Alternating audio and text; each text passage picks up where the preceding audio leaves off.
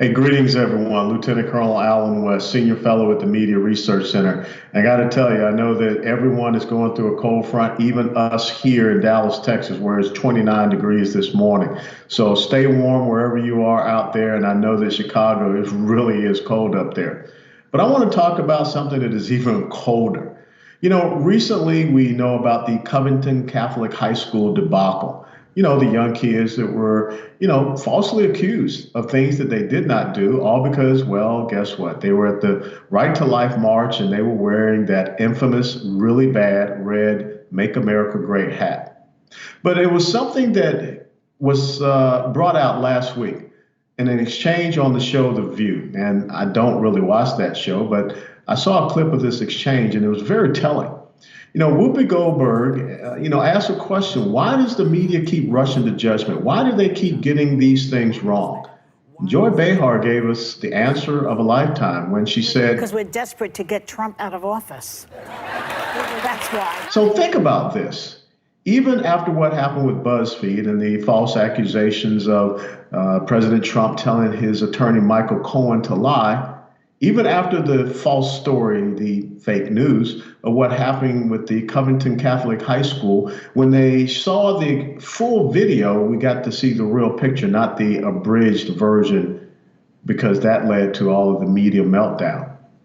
But even with all of this going on, we come to understand now the real impetus behind this for the progressive socialist media, the left media. They just want to do anything they can to get rid of President Donald Trump. That means lies, that means deceit, that means false narratives.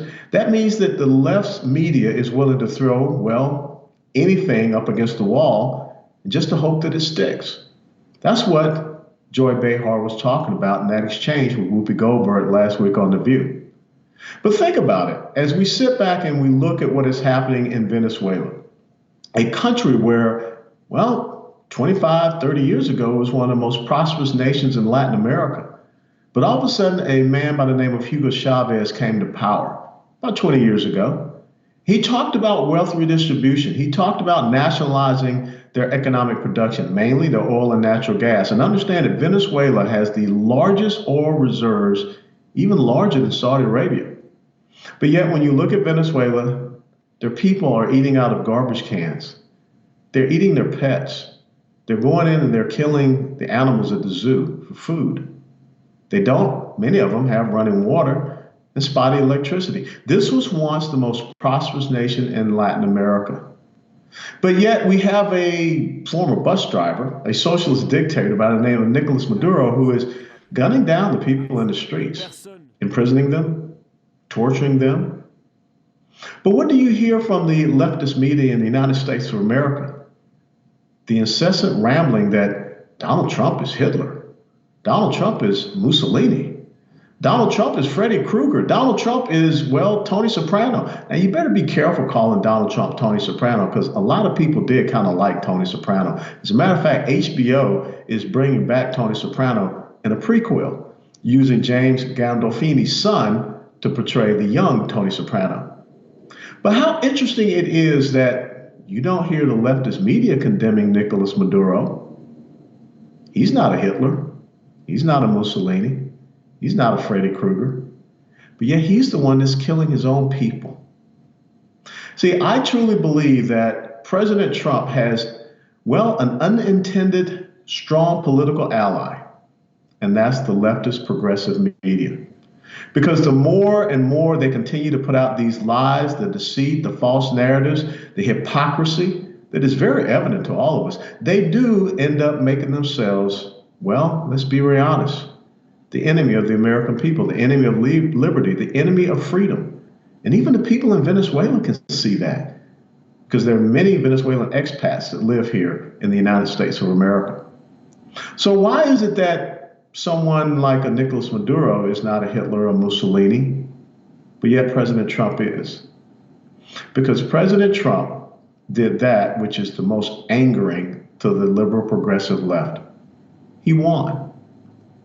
Here is a philosophy of governance. Here is an ideology that wants domination, power, and control.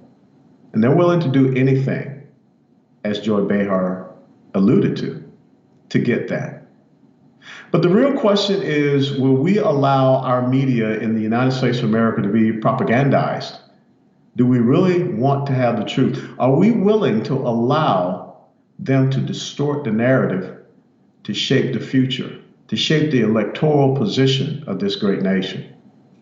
See, I think that President Trump should just sit back and allow the media to continue to drop, well, as we used to say in the military, a grenade on their own foot. They're doing it every single day in the hopes that they can take down the president. The Robert Mueller investigation, there's no collusion with Russia. The only collusion with Russia was the Hillary Clinton campaign that got a false dossier document from a former British intelligence officer who got information from Russian agents. But yet the media says nothing about that. Ladies and gentlemen, I think that President Trump may win re-election because of the chicanery and the foolishness of the liberal progressive media.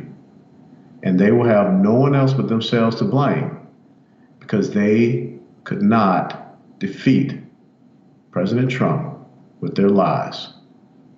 They are his best political asset. But I want you all to pay attention to what is happening in Venezuela, because the same rhetoric is happening here in our United States of America.